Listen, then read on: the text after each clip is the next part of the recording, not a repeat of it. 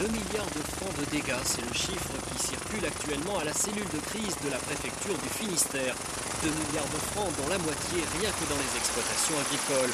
Cela fait beaucoup pour ce département où encore 7000 foyers demeurent sans électricité, tandis que 8000 téléphones ne fonctionnent toujours pas. Des militaires, des pompiers ont été envoyés sur place en renfort.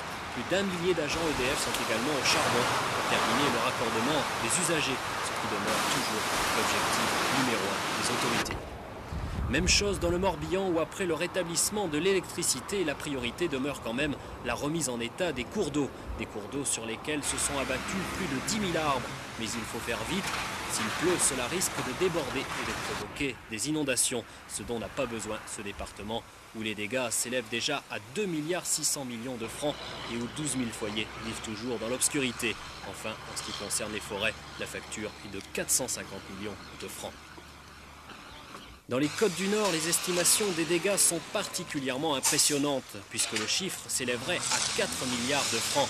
Dans le domaine agricole, les pertes sur le maïs seraient de 20%.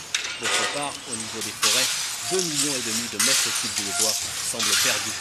Triste automne donc pour les forestiers, mais aussi pour les ostréiculteurs et pour les pêcheurs particulièrement touchés par cette catastrophe qui, 8 jours après, laisse encore 4000 foyers sans électricité.